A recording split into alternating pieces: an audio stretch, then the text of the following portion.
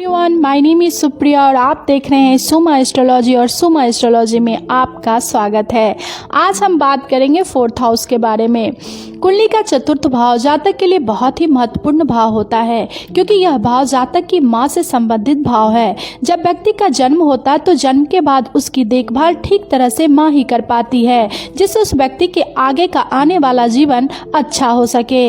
इस भावेश का शुभ प्रभाव में होना मां का कारक चंद्र बलवान होने से मां की पूरी तरह से सुख और सहयोग जातक को मिलता है। इसके अलावा चतुर्थ भाव से सुख, भूमि, मकान, पानी से संबंधित काम, मन, भावनाएं, जनता और समाज में अपनी स्थिति आदि का विचार किया जाता है। कुंडली के चतुर्थ भाव से किसी इंसान के घर, परिवार का पता लगाया जाता है। कुंडली का चौथा भाव किसी व्यक्ति के घर का वातावरण और स्थिति बताता है। यदि चतुर्थ भाव में शुभ ग्रह बैठा हो, ऐसे व्यक्ति का घर का माहौल उस व्यक्ति के मन के अनुकूल होता है और घर वालों से उसका संबंध भी मधुर होते हैं।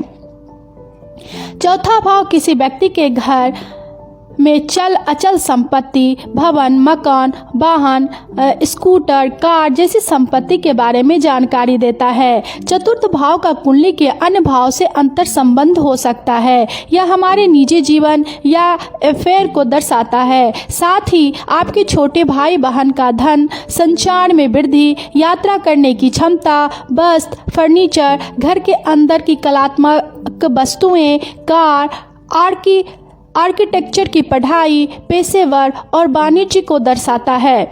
चौथा स्थान अगर मजबूत हो और उसमें शुभ ग्रह बैठा हो, ऐसे व्यक्ति के पास उसका अपना मकान, बंगला, गाड़ी सब कुछ मौजूद होता है। चौथा भाव का स्वामी चंद्रमा होता है। चंद्रमा किसी स्थान की मन स्थिति को बताता है और इसी कारण से कुंडली में चतुर्थ भाव किसी व्यक्ति की मानसिक स्थिति और उसकी भावनात्मक संतुष्टि को बताता है।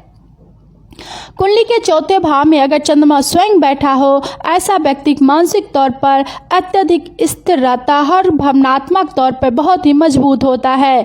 चतुर्थ भाव कुंडली के उत्तर दिशा का प्रतिनिधित्व करता है। घर की स्थिति किस प्रकार का है, यह सब चतुर्थ भाव से ही पता लगता है। इस भाव में शनि ग्रह, राहु, केतु, पाप ग्रहों का प्रभाव होने से जातक का घर पुराना होता है। कहीं न कहीं ऐसे जातक के घर के आसपास जंगल, शमशान, कब्रिस्तान जैसी जगह होती है, क्योंकि शनि, राहु इस तरह के स्थानों पर निवास करते हैं। शुभ ग्रह शुक्र, बुध, गुरु का संबंध चौथे भाव में उच्च स्तर का होता है। इससे आलीशान और बड़े मकान का सुख देने वाला होता है। मंगल, भूमि, मकान सुख का कारक है। मंगल का संबंध भी शुभ ग्रहों के साथ चौथे भाव में होने से निश्चित ही आलीशान और बड़े घर का सुख मिलता है। मन की भावनाएं उसी तरह की होगी जिस तरह के ग्रहों का प्रभाव इस भाव में पड़ेगा। चौथे भाव में बैठे ग्रह अपनी पूर्ण 7वीं दृष्टि जातक के कर्म स्थान 10वें स्थान पर डालते हैं।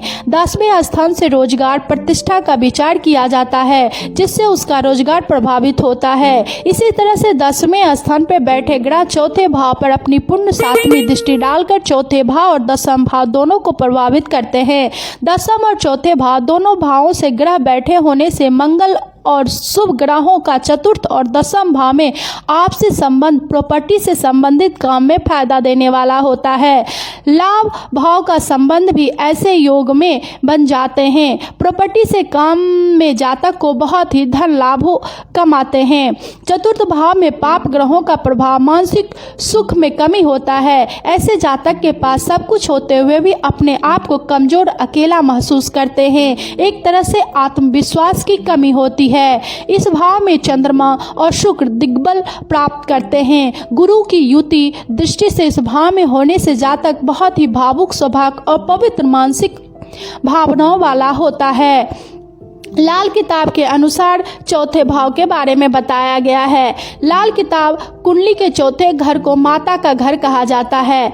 इसका स्वामी और ग्रह चंद्रमा है और इस ग्रह को केंद्र स्थान में से एक माना जाता है। लाल किताब में इस केंद्र स्थान को बंद मुट्ठी का भाव कहा जाता है। इसे बंद मुट्ठी का भाव कहने से तात्पर्य यह भी है कि इस भाव में गर्भावस्था शिशु का विचार किया जाता है। चौथे घर में ग्रह रात्रि बली होती है। इन ग्रहों के कारोबार में रात्रि के समय किए जाने पे बहुत लाभदायक माने जाते हैं। माना जाता है कि संकट के समय जब कोई भी ग्रह मददगार नहीं बनता है तब उस स्थिति में चौथे घर को सहायक बनाते हैं।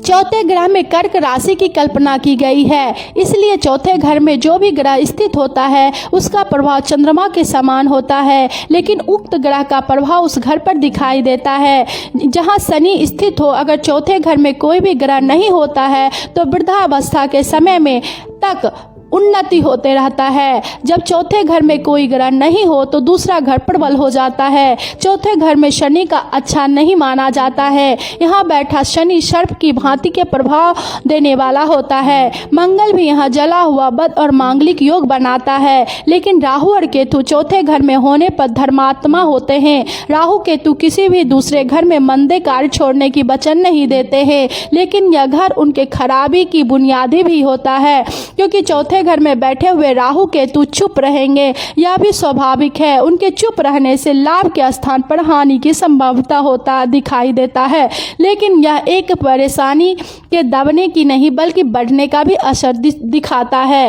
अगर आपको ये वीडियो पसंद आया है तो प्लीज़ लाइक एंड सब्सक्राइब कर